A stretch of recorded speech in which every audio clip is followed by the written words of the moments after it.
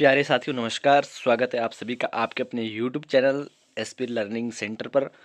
साथियों, इस वीडियो में हम डिस्कस करने वाले हैं चाइल्ड डेवलपमेंट एंड पेडागोजी का सेक्शन, जिसमें हम कवर करेंगे 30 क्वेश्चन। और ये 30 क्वेश्चन साथियों बार बार एग्जामिनेशन में पूछे जाते हैं, इसलिए वीडियो को पूरा अवश्य देखें। और जो भी आपके साथी सीटेट की प्रिपरेशन कर रहे हैं उनको ये वीडियो ज़रूर शेयर करें। तो चलिए करते हैं शुरुआत इस वीडियो की। पहला क्वेश्चन है साथियों हमारे पास, अध्यापक द्वारा विद्यार्थियों की त्रुटि या गलती का पता लगाने के लिए कौन सा परीक्षण सबसे उपयुक्त है? Which test is most appropriate for teachers to identify the errors और मिस्टेक्स ऑफ द स्टूडेंट? तो इसका सही जवाब हो जाएगा साथियों निदानात्मक परीक्षण। सेकंड क्वेश्चन है साथियों हमारे पास, कक्षा में प्रतिपुष्टि की क्या सार्थकता है? What is the significance of feedback in classroom? यह प्रशासनिक अपेक्षा का अंश है। It is a part of administrative requirement. Second option है, बालकों के अधिगम स्तर के बारे में अभिभावकों को सूचित करना। Inform parents about learning levels of children.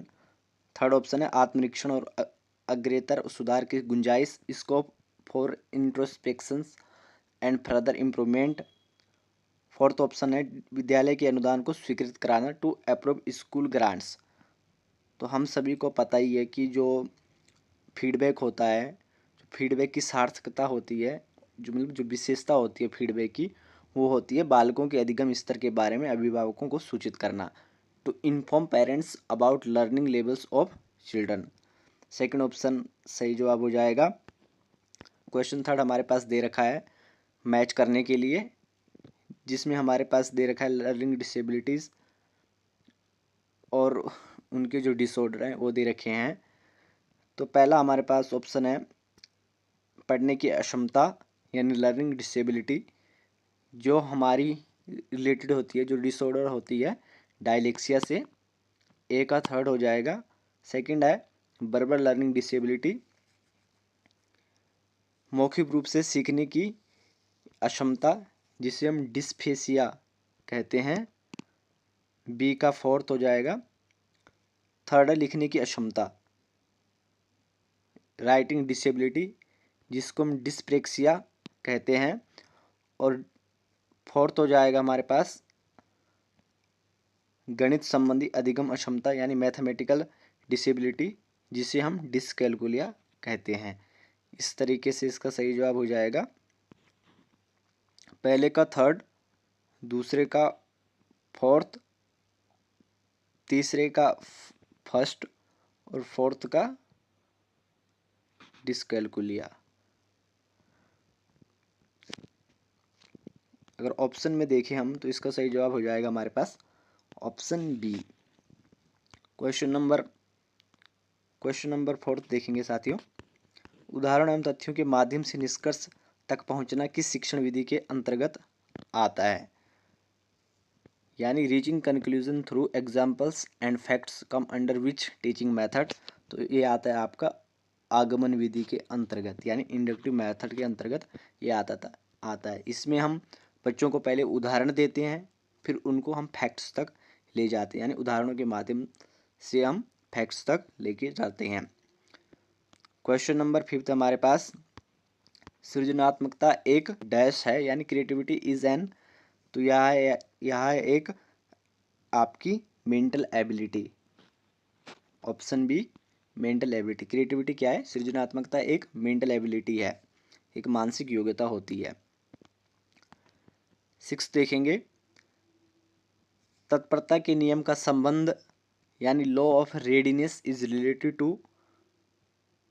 अगर आप सभी ने थॉर्नडाइक के बारे में सुना है, जो थॉर्नडाइक का सिद्धांत है हमारे पास ट्रायल एंड एरर, तो इन्होंने इसमें 3 जो लेबल्स दिए थे, तो उसमें इन्होंने दिया था law of readiness, law of effect और लॉ ऑफ प्रैक्टिस। तो इसके 3 थे, जिसमें पहला था हमारे पास तत्परता का नियम। आपने ध्यान रखना है, तो तत्परता का नियम संबंधित है प्रयत्न एवं त्रुटि सिद्धांत से, यानी ट्रायल एरर थ्योरी से, जिसको दिया था थॉर्नडाइक ने। क्वेश्चन नंबर 7 है, क्रियात्मक विकास का मस्तक उधोमुखी क्रम है। Cephalocaudal sequence of motor development is. तो ये रिलेटेड है, जो इसका क्रम है यानी जो इसका सीक्वेंस है, उस सीक्वेंस है इसका सबसे पहले हम इसमें आता है हेड, फिर आता है ट्रंक, फिर आता है हैंड और फिर आता है लेग, यानी ऑप्शन ए इसका सही जवाब हो जाएगा। ये आपने ध्यान रखना है। क्वेश्चन नंबर 8 देखेंगे। कथन लड़कियों के लिए शिक्षा की व्यवस्था ऐसी होनी चाहिए जो उन्हें केवल सुगृहिणी तथा आदर्श माता बनने में सहायक हो। यह कहा था a statement the system of education for girls should be such that it helps them to become only a good home maker and an ideal mother. It is, तो ये किसकी स्टेटमेंट है? अनुसंधान आधारित धारणा है? नहीं, अनुसंधान आधारित धारणा तो नहीं है। सत्य धारणा है? सत्य तो नहीं है, क्योंकि जो लड़कियों के लिए शिक्षा की व्यवस्था है वो ऐसी नहीं होती है कि वो सिर्फ घर में ही काम करें, ऐसा तो नहीं है। उपरोक्त सभी तो बिल्कुल नहीं होगा इसका। हाँ, लैंगिक पूर्वग्रह पर आधारित धारणा है, जेंडर बायस्ड। हाँ, ये जेंडर बायस्ड क्या एक जजमेंट है, यानी ऑप्शन से इसका सही जवाब हो जाएगा। क्वेश्चन नंबर 9 देखेंगे। कोहलबर्ग ने नैतिक विकास के निम्नलिखित स्तर बताए हैं। अब कोहलबर्ग ने नैतिक विकास का जो सिद्धांत दिया था उसमें इसके उसमें 3 चरण हैं, यानी 3 स्टेजेस हैं इसके, जिसमें हमारे पास है कन्वेंशनल, प्री कन्वेंशनल और पोस्ट कन्वेंशनल। ये इस तरह हैं। ऑप्शन ए इसका सही जवाब हो जाएगा। क्वेश्चन नंबर 10 देखेंगे। एक समावेशी कक्ष को सही आकार देने के लिए शिक्षक को क्या नहीं करना चाहिए? What a teacher should not do to shape an inclusive classroom. शिक्षक को अपने विषय में पारंगत होना चाहिए। Teacher must be proficient in his subject. छात्रों की व्यक्तिगतता का सम्मान करना चाहिए। Student individuality should be respected. Third है, शिक्षक को छात्रों के प्रति सख्त तथा रूढ़िवादी दृष्टिकोण रखना चाहिए। Teacher should have a strict and conservative approach towards student. शिक्षक को सहगामी क्रियाओं में रुचि लेनी चाहिए।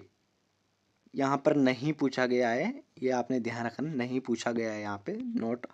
शिक्षक को अपने विषय में पारंगत होना चाहिए, बिल्कुल सही है, होना चाहिए। ठीक है। छात्रों की व्यक्तिगत का सम्मान करना चाहिए। ठीक है। शिक्षक को छात्रों के प्रति सख्त तथा रूढ़िवादी, ये तो अगर आपने जो कीवर्ड्स होते हैं अगर वो देखे होंगे आपने, तो जो रूढ़िवादी शब्द है या सख्त शब्द है ये नेगेटिव होता है। ये ऑप्शन कहीं पर भी आपको दिखे तो ये सीधा सीधा गलत माना जाता है, मतलब कि इन्होंने गलत ही पूछा है। तो ये इस तरीके से हमारा ऑप्शन सी सही जवाब हो जाएगा। क्वेश्चन नंबर 11 से देखेंगे। शिक्षक के लिए वंशानुक्रम एवं वातावरण का ज्ञान आवश्यक है, क्योंकि knowledge of heredity and environment is essential for a teacher because यह बालकों की व्यक्तिगत भिन्नता को जानने में सहायक है। It is helpful in understanding the individual difference of children. It is helpful in identifying the ability of children. It is helpful in understanding the interest and inclination of children, all of the above. यह बालकों की रुचि में रुझान को समझने में सहायक है, या बालकों की योग्यता को पहचान करने में सहायक है, या बालकों की व्यक्तिगत भिन्नता को जानने में सहायक है। तो इसका सही जवाब हो जाएगा ऑप्शन डी, उपरोक्त सभी, क्योंकि यह हेल्पफुल है हॉल पे तो अंडरस्टैंड करने के, जो भी व्यक्तिगत भिन्नता होती है, जो इंडिविजुअल डिफरेंस होता है बच्चों को, उसमें भी हेल्प करता है, बिल्कुल सही है। या बालकों की योग्यता को पहचान करने में सहायक है, ये भी बिल्कुल सही है। या बालकों की रुचि एवं रुझान को समझने में सहायक है, ये भी सही है। मतलब इस तरीके से इसका ऑप्शन डी सही जवाब हो जाएगा, all of the above. Question number 12 देखेंगे। मैस्लो द्वारा प्रतिपादित अभिप्रेरणा की आवश्यकताओं का सही क्रम है। The correct sequence of motivational needs propounded bye Maslow. जो अब्राहम मैस्लो, दोस्तों अगर आपने उसकी थ्योरी पढ़ी है तो उन्होंने उसमें 5 इन्होंने लेबल्स दिए थे जो बॉटम टू टॉप थे। ये आपने ध्यान रखना, बॉटम टू टॉप थे। तो इसमें इनका जो इनका पहला जो लेबल था साथियों, वो था शरीर संबंधी आवश्यकता। ये इन्होंने दिया था।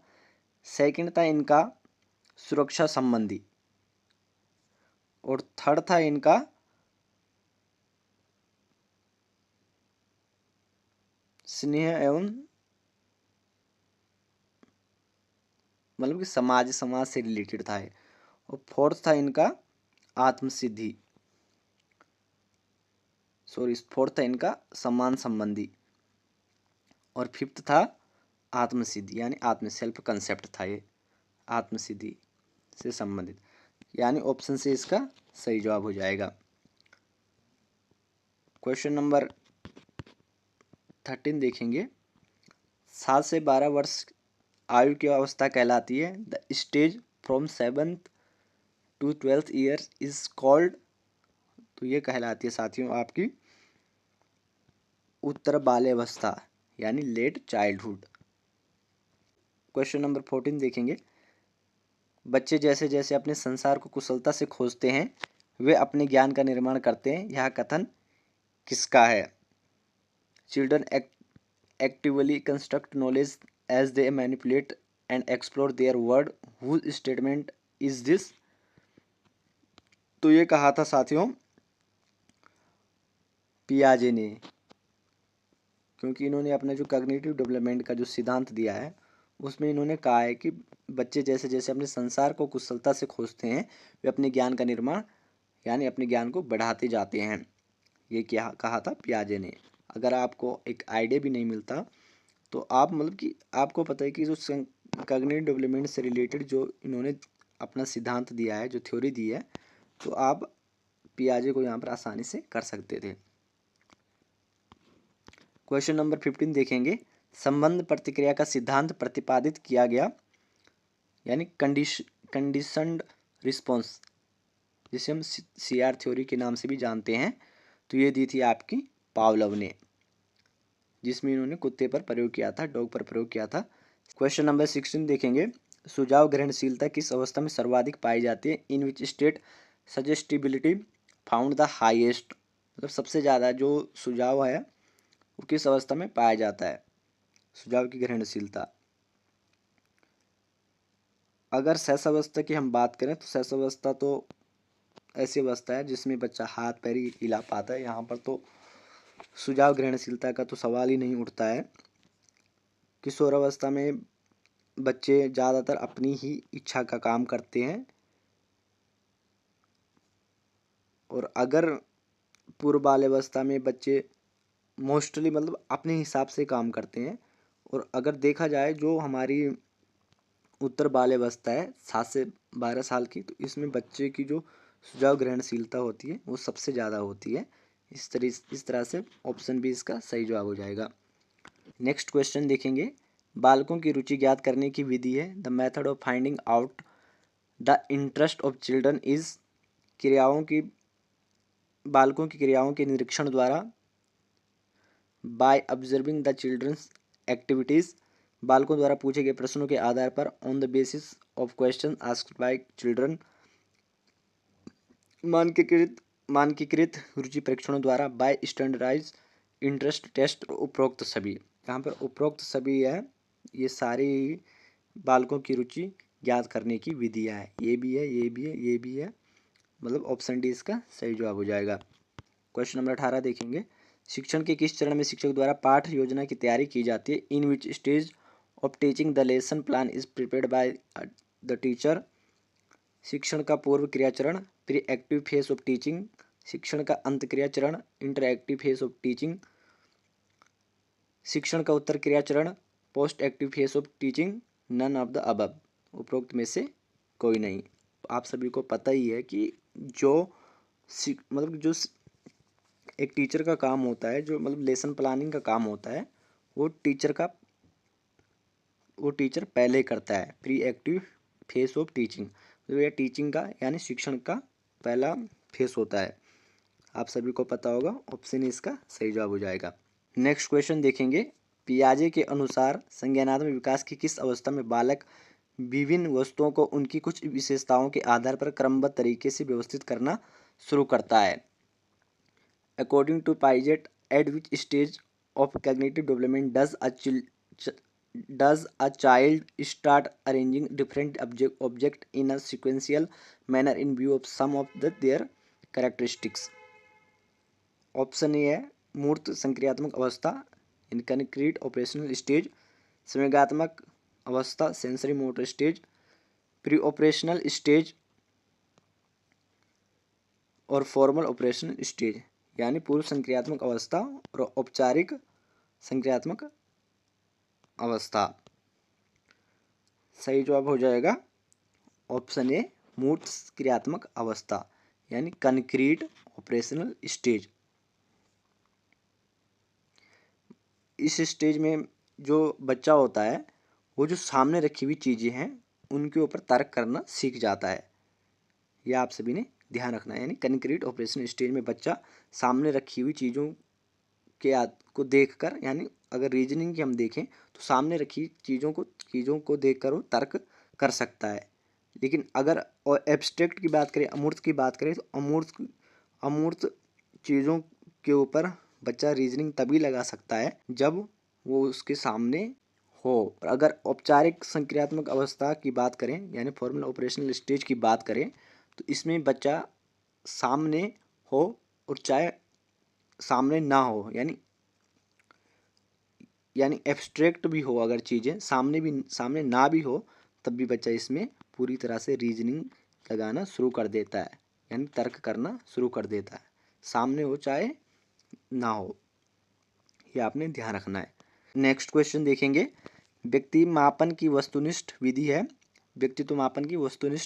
विधि है the objective method of personality measurement is.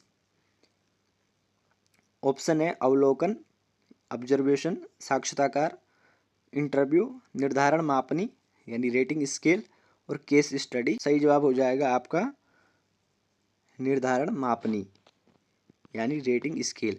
Rating scale के द्वारा व्यक्तित्व मापन यानी पर्सनैलिटी मेजरमेंट किया जाता है। यह आपने ध्यान रखना है।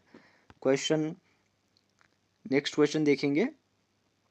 एक बालक का अपनी उंगलियों व अंगूठे का प्रयोग करते हुए पेंसिल पकड़ना विकास के किस सिद्धांत को इंगित करता है? तो ये करता है आपका सामान्य से विशिष्ट की ओर, यानी जनरल टू स्पेसिफिक।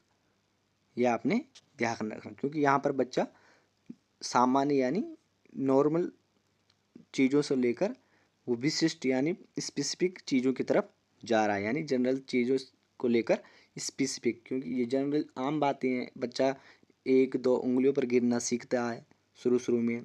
जब वो किसी चीज़ को जोड़ता है तो वो पहले जनरल से स्पेसिफिक की तरफ जाएगा। ये आपने ध्यान रखना है।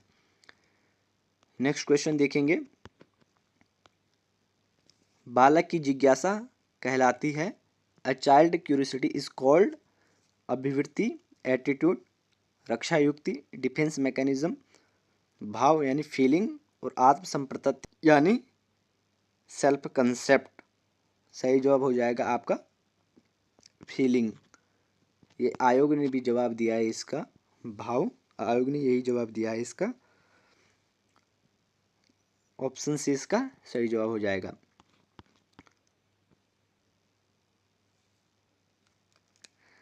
क्वेश्चन नंबर 23 है। समावेशी शिक्षा में यानी इन इंक्लूसिव एजुकेशन, इसमें सम्मिलित होता है सामान्य कक्षा शिक्षक होते हैं, there are normal classroom teachers, विशिष्ट प्रशिक्षक होते हैं, देयर आर स्पेशल इंस्ट्रक्शंस, नियमित संसाधित शिक्षक होते हैं, there are regular processed teacher. D option है सामान्य कक्षा शिक्षक तथा विशिष्ट प्रशिक्षक दोनों होते हैं, there are both normal classroom teacher and special instructions. ये आपने ध्यान रखना है। ये जो ऑप्शन दिए गए हैं इसको अच्छे से पढ़कर आपने फिर इसका जवाब देना है। इसका जो सही आंसर होगा साथियों वो होगा सामान्य कक्षा शिक्षक होते हैं। ये आयोग का आंसर है।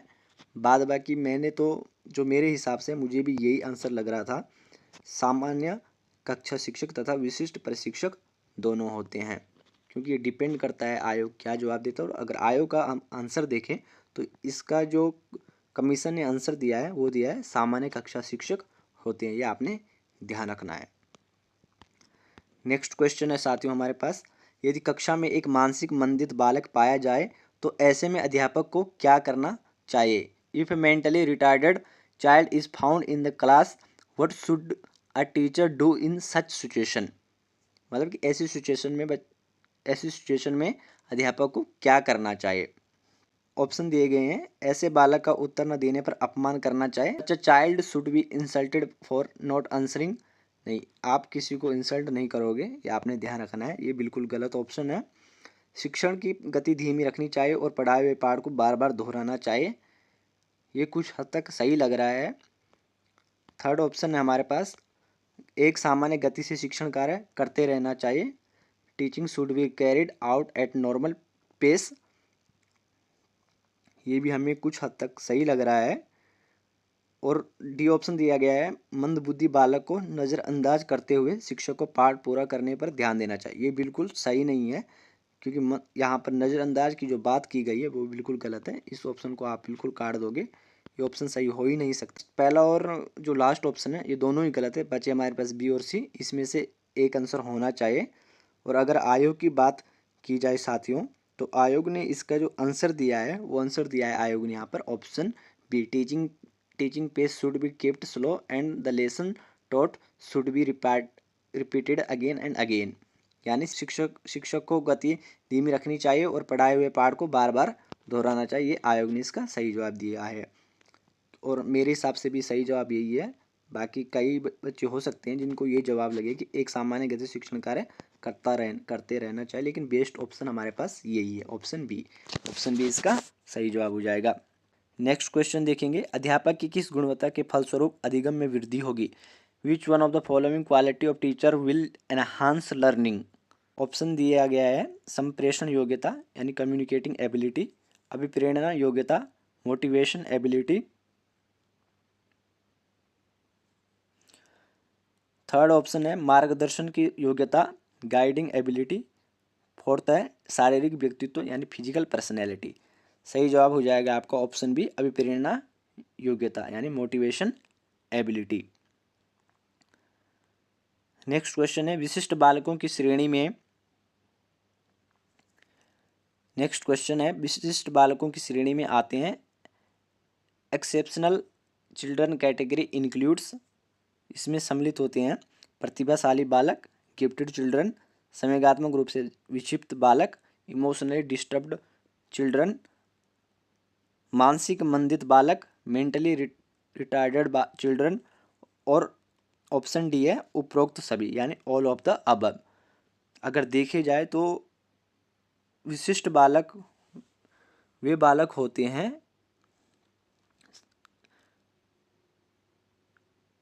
अगर हम सिंपली विशिष्ट बालकों की परिभाषा देखें तो सामान्य बालक को छोड़कर जितने भी तरह के बालक होते हैं वो सभी विशिष्ट बालक यानी स्पेसिफिक चिल्ड्रन होते हैं, यह आपने ध्यान रखना है। और अगर आयोग की इसमें बात की जाए तो आयोग ने भी इसका आंसर ऑप्शन डी ही दिया है, यानी जो विशिष्ट बालक होते हैं उसमें गिफ्टेड चिल्ड्रन भी आते हैं, इमोशनली डिस्टर्ब्ड चिल्ड्रन भी आते हैं, मेंटली रिटार्डेड चिल्ड्रन भी आते हैं, यह आपने ध्यान रखना है।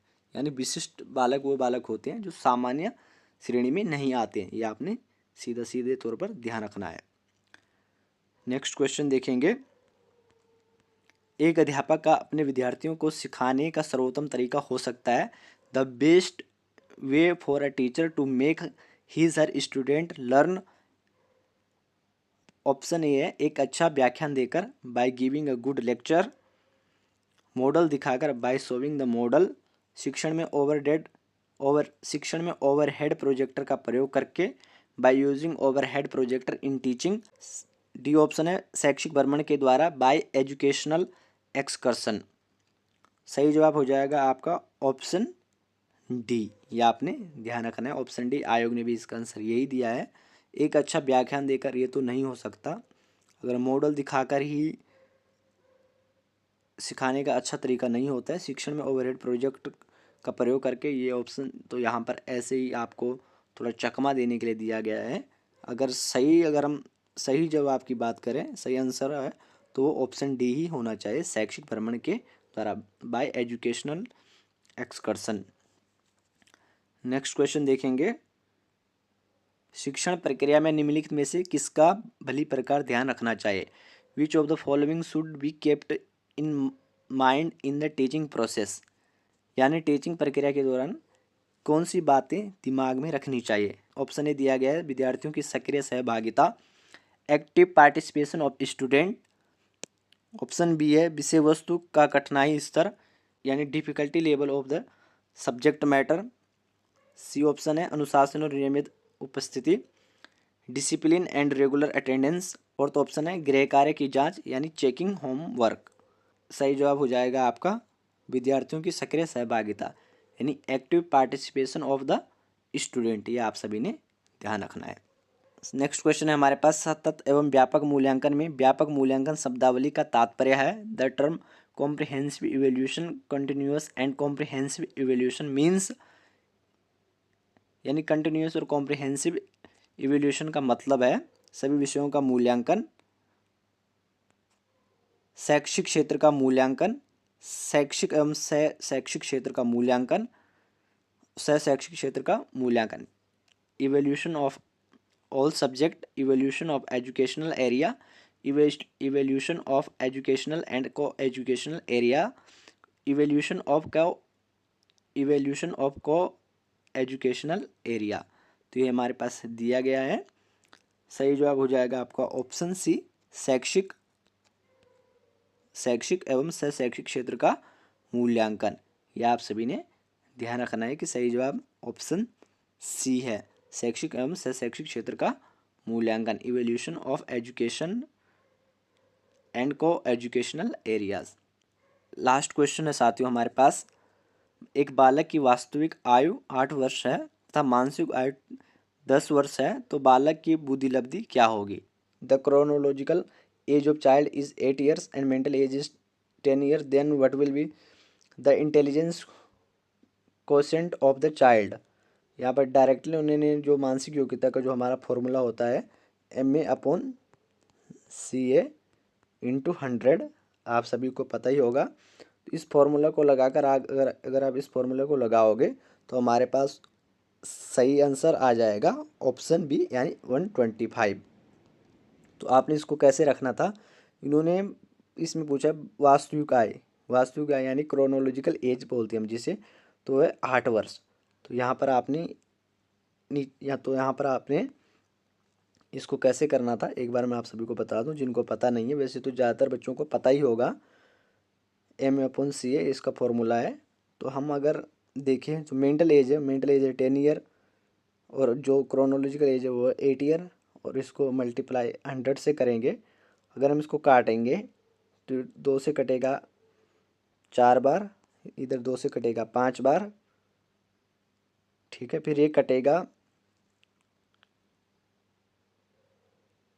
1 से और ये कटेगा आपका 25 से, यानी 25 चौका 100। और अगर आप 25 को 5 से मल्टीप्लाई करेंगे तो 125 हमारे पास आंसर इसका आ जाएगा। तो साथियों ये थी हमारे पास CDP के 30 क्वेश्चंस जो CTET और TET में आने की काफ़ी संभावनाएं हैं। अगर आप किसी भी स्टेट का TET देने जा रहे हो या आप CTET देने जा रहे हो तो आप इन क्वेश्चंस पर प्रैक्टिस कर सकते हो। आप देख सकते हो कि किस तरीके से एग्ज़ाम में क्वेश्चंस पूछे जाते हैं। आप इनके बेस पर क्वेश्चंस देख लीजिएगा। बाकी आप CDP को पढ़कर अवश्य जाएं क्योंकि CDP हमारे पास TET और CTET में ऐसा सब्जेक्ट है जिसमें हम 30 आउट ऑफ 30 ला सकते हैं। ये आप सभी ने ध्यान रखना है। तो साथियों अगर आपको ये वीडियो अच्छी लगी हो तो वीडियो को लाइक ज़रूर करें और अगर साथियों आप चैनल पर पहली बार आए हैं तो चैनल को सब्सक्राइब जरूर करें और अपने दोस्तों के साथ शेयर जरूर करें जो भी CTET की प्रिपरेशन कर रहे हैं। तो चलिए आप सभी का इस वीडियो को अंत तक देखने के लिए बहुत बहुत धन्यवाद।